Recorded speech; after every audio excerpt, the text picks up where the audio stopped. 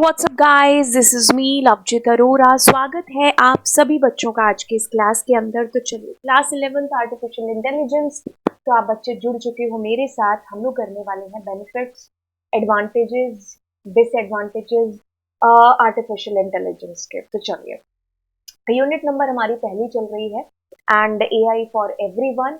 और last topic है जो हमारा यहाँ पर हम डिस्कस करेंगे। एनसीईआरटी बाइट्स ही हम लोग लेंगे। आपको लगता है कि इसके अलावा भी आपको चीजें पता है, ऑब्वियसली पता होंगी, तो वो भी आप लिख सकते हो पेपर के अंदर। तो चलिए, सबसे पहले बात करते हैं बेनिफिट्स की।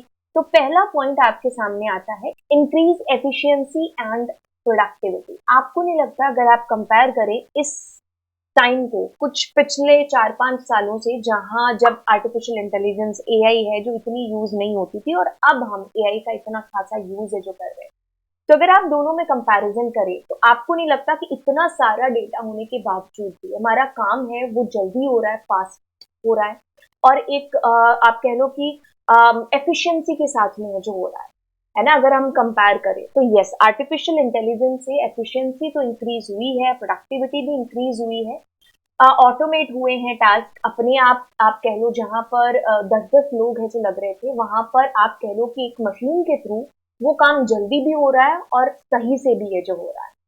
एनालाइज डेटा फास्टर, ऑप्टिमाइज हो रही है प्रोसेस। अगर ऑप्टिमाइज का मतलब है एक तरीके से कि जैसे मैं एक प्रोग्राम है जो बना रही हूँ, या एक प्रॉब्लम है जिसको सॉल्व कर रही हूँ प्रोग्रामिंग के थ्रू, और उसमें आप कह लो कि एक के अंदर तो आप 5 लूप है जो चल रहे हैं, एक के अंदर मैं 2 लूप से वही काम कर रही हूँ, एक के अंदर कोई लूप नहीं लग रहा है और वो बिना लूप किए भी वही काम है जो हो रहा है।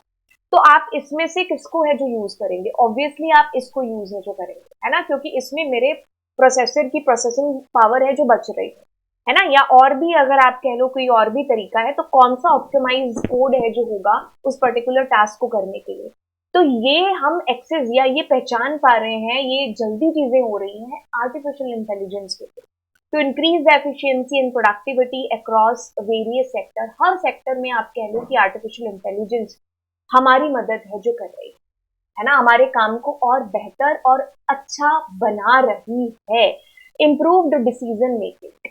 AI analyzes various amount of data, identifies pattern that human might miss, assisting in data-driven decision making and potential leading to better outcomes। एक बेहतर आउटकम पाने के लिए हम अपने इनपुट को अगर देखें, जो हमने इनपुट डेटा किया है, on the basis of that उसको मतलब जल्दी हमारा जो आर्टिफिशियल इंटेलिजेंस है उसको एक्सेस करके, और जितने भी उसके प्रॉस कॉन्स हैं या जो भी उस डेटा से रिलेटेड जितने भी आप कह लो कि आइडेंटिफाई हो सकते हैं ना पैटर्न्स, जो हमसे भी कह लो कि मिस हो जाए एक बार, तो उन सबको एनालाइज करके हम एक बेस्ट पॉसिबल आंसर है जो देता है कि भाई इतना सारा डेटा है, हम इतने सारे डेटा वो हम खुद कैसे, पहले तो चीजें कि हम कैसे उसको आइडेंटिफाई कर पाएंगे जो हम चीज ढूंढना चाह रहे हैं। हो सकता है हमसे 1 या 2 पैटर्न मिस हो जाए, या हम उस चीज को देखें ही ना उस तरीके से। हमारी जो एआई है उसकी वजह से हम हर पॉइंट को देख पा रहे हैं, मतलब 360 डिग्री हम उस डेटा को लेकर के हर एक पैटर्न को, हर एक पॉसिबिलिटी को हम वहां पर देख सकते हैं, और ऑन द बेसिस ऑफ उन पॉसिबिलिटीज के हम उतना ही बेहतर अपना आउटकम है जो पा सकते हैं। तो ये एक सबसे अच्छी चीज है जो हुई है कि इससे अगर आउटकम आता है एक बेहतर, तो हम एक अच्छा डिसीजन है जो ले पाए, राइट। तो हर सेक्टर में आर्टिफिशियल इंटेलिजेंस है जो हमारी बेहतर तरीके से मदद है जो कर रही है। इतना बेहतर तरीके से कि अगर हम ह्यूमन, अगर मैंने 50 बंदे भी लगाए और वहां पर एक अगर मेरा एआई काम कर रहा है उसके ऊपर, तो मैं उस पर ट्रस्ट कर सकती हूँ। आगे कहता है कि enhance the innovation and creativity. आप खुद एग्जांपल ले लो, पहले जो हम थंबनेल बनाते थे और अब जो हमारे थंबनेल बन रहे हैं, है ना, कितना उसमें डिफरेंस है। सारा खेल किसका? आर्टिफिशियल इंटेलिजेंस का। आपको पहले इतने महंगे डिजिटल कैमराज है जो खरीदने पड़ते थे, अब मुझे उतने महंगे डिजिटल कैमराज खरीदने की जरूरत ही नहीं है। मैं अपनी फोटो कैप्चर करूंगी एआई के थ्रू, मैं उसको कैसा भी डिजिटलाइज है जो बना सकती हूँ, है ना। तो मुझे मतलब आप कह लो कि जो है इनोवेशन या क्रिएटिविटी है जो इसके थ्रू बेहतर हो पाई। ये तो एक आम सा एग्जांपल मैंने आपको बताया। आप कह लो कि मुझे अगर कोई बुक लिखनी है, या मुझे कोई एक पोएम लिखनी है, या मैं कोई क्वेश्चन पेपर है जो बना रही हूँ, तो चैट जीपीटी, डीप सीक, इनकी मदद से हम उन काम को, उस जो पेपर बना रही हूँ उसको मैं और बेहतर है जो कर सकती हूँ।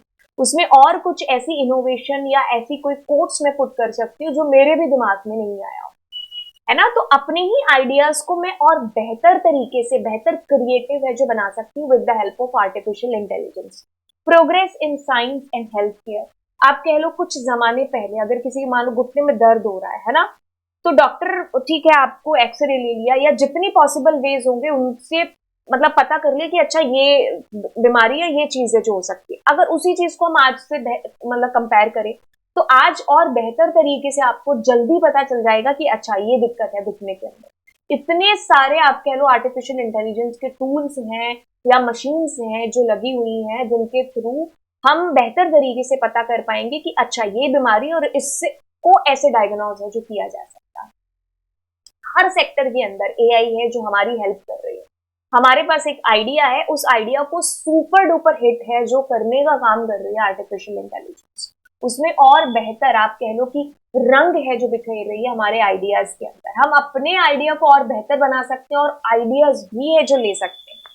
AI adds in drug discovery, medical diagnosis, personalized medicine, contributing to advancement in healthcare and scientific research। तो ये सारे फायदे हैं। अब कोई भी चीज अपने आप में फायदे लेकर के आ रही है तो ऑब्वियसली उसमें कुछ डिसएडवांटेजेस भी हैं जो होंगे। जैसे आप कह लो एग्जांपल जॉब डिस्प्लेसमेंट का, देखो कुछ सेक्टर्स में आप कह सकते हो कि इसमें जॉब डिस्प्लेसमेंट हुई है, लेकिन डिस्प्लेसमेंट की जगह पर इसने जॉब्स को क्रिएट भी है जो किया है।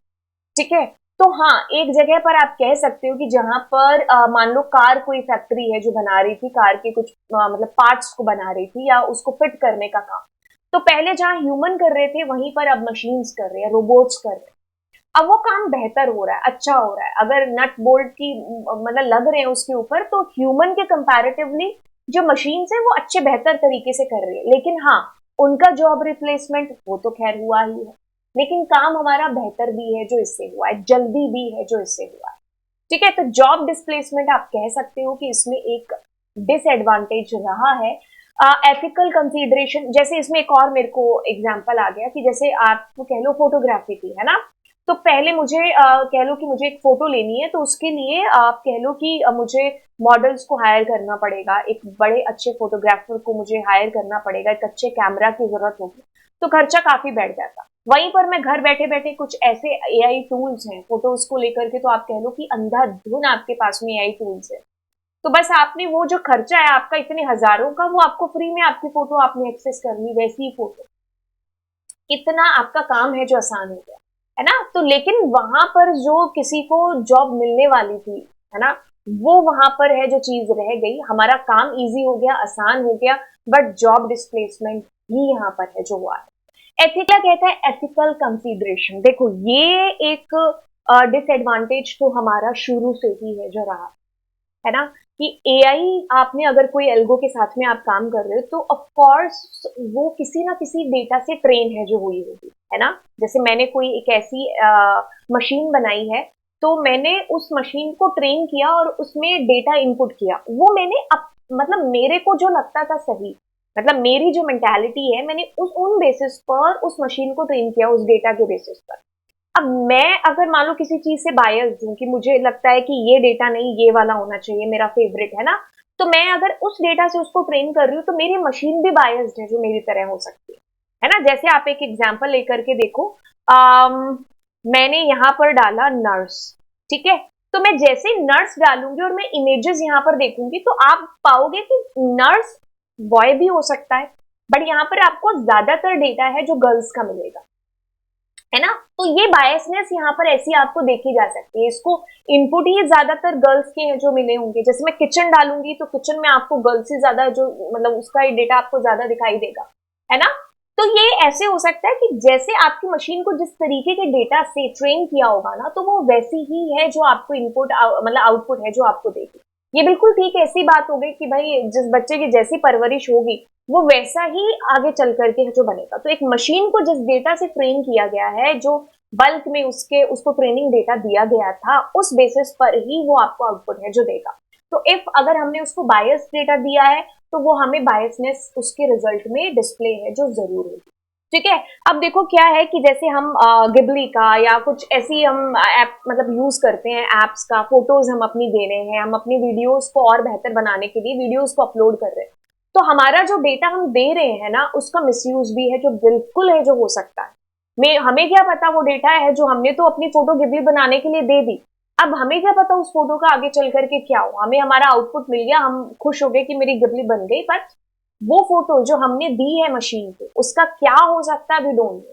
तो हो सकता है उसका कभी मिसयूज हो, भगवान ना करे हो, लेकिन हाँ हम अपना डेटा दे रहे हैं हमारी मशीन को, आर्टिफिशियल इंटेलिजेंस को, वो जो डेटा दिया जा रहा है उसका कुछ भी हो सकता है। तो ऐसे में कुछ एथिकल गाइडलाइंस हैं, कुछ आप कह लो कि होना चाहिए कि अगर मैं कुछ, चलो ये तो गिबली की बात रही, अब ऑफ कोर्स हम मानेंगे कि ऐसा नहीं होगा, है ना, इतनी बड़ी कंपनी उसका प्रोडक्ट है, लेकिन अगर मान लो मैंने कोई ऐसी मशीन बनाई है उसमें यूजर अपना डेटा दे रहा है ना, तो मुझे उस डेटा की सेफ्टी है, जो बीइंग उस मशीन के ऑनर होने के नाते, या मैंने उसको बनाया है तो मुझे उस डेटा की जो है केयर वो भी करनी है जो चाहिए। ठीक है। तो हमें सबको है जो अवेयर होना पड़ेगा इसके लिए, तो ये एक डिसएडवांटेज कहा जा सकता है, लैक ऑफ। इतनी सारी आर्टिफिशियल इंटेलिजेंस की एल्गोज हैं जो बनी हुई हैं, ठीक है, हमारे लिए तो उसको समझ पाना बहुत ही मुश्किल होगा, है ना, हम सिर्फ उसमें मतलब वो जो एल्गोज हैं हम उसमें सिर्फ अपना इनपुट देते हैं, अब उसको समझ पाना इज नियर टू डिफिकल्ट, है ना। तो एल्गोस बहुत पहले से चली हुई आ रही है, हम उसमें बस इनपुट करके या उसको कुछ और कोड में मॉडिफिकेशन करके उसको और बेहतर बनाए जा रहे हैं, तो इतनी कॉम्प्लेक्सिटी होती है कोड के अंदर कि हम खुद ही नहीं समझ पाते कि फाइनली हमारा आउटपुट आया तो आया कैसे, है ना। तो उसको इतनी बड़ी एल्गोज हैं और इतनी उसमें कॉम्प्लेक्सिटी है कि हमारे लिए उसको समझ पाना is little too difficult, little नहीं बहुत ज्यादा डिफिकल्ट, कि हाँ हमारा आउटपुट है जो बेसिकली कैसे जनरेट है जो हुआ। इतनी सारी एल्गोज हैं जो हमारी काम कर रही हैं, हम डीप फेक का यूज कर रहे हैं, हम आप कह लो कि अब न जाने कितनी सारी जो है एल्गोरिदम्स मशीन लर्निंग के अंदर यूज हो रही हैं, अब वो कैसे इंटरनली काम कर रही है, कैसे वो डिसीजन लेकर के हमें आउटपुट है जो दे रही है, इसकी कोई ट्रांसपेरेंसी नहीं है ना। हम तो उन चली हुई एल्गोस के अंदर मतलब उसी का यूज कर रहे हैं, उसी के अंदर कुछ चेंजेस करके हम अपने काम को है जो कर रहे हैं, लेकिन वो हमारे लिए बड़ा मतलब वो डिफिकल्ट है उसको अंडरस्टैंड कर पाना कि भाई फाइनल जो आउटपुट आया वो आया तो आया। तो ये एक लैक ऑफ एक्सप्लेनेबिलिटी हो सकता है, ये एक डिसएडवांटेज के अंदर आ सकता है। आगे डेटा प्राइवेसी एंड सिक्योरिटी, वही एग्जाम्पल मैं दोबारा दूंगी कि हम अपना डेटा दे रहे हैं इन आर्टिफिशियल मशीन्स को, एआई टूल्स को, जैसे मैंने फोटो का ही एग्जाम्पल लिया था, अब मैंने अपना डेटा दे दिया, मुझे नहीं पता कि मेरे उस डेटा के साथ में आगे चल करके क्या हो सकता है, सिक्योरिटी प्रॉब्लम ऑफ कोर्स है जो मे बी हो सकता है जनरेट हो जाए, हम तो अपना डेटा सिर्फ दिए जा रहे हैं दिए जा रहे हैं, है ना। तो डेटा प्राइवेसी का जो आप कह लो कंसर्न है वो बिल्कुल उठ सकता है, सिक्योरिटी भी है जो यहाँ पर हमारी ब्रीच है जो हो सकती है। तो ये सारे के सारे एडवांटेजेस एंड डिसएडवांटेजेस के अंदर आपके पास था। थैंक यू सो मच, हमारी यूनिट है जो यहाँ पर कंप्लीट हो चुकी है। ओके, तो अब आपसे मिलेंगे अगली यूनिट के अंदर, unit number 2, and unit 1 is done. आपको कैसा लगा ये पूरा का पूरा चैप्टर, नीचे मुझे कमेंट सेक्शन में बताइएगा, दोस्तों के साथ इस पूरे लेक्चर को शेयर करिए, पूरी प्लेलिस्ट को आप शेयर करिए, and thank you so much, bye bye all, God bless you. Channel को जरूर है जो सब्सक्राइब करिएगा, एंड बाय।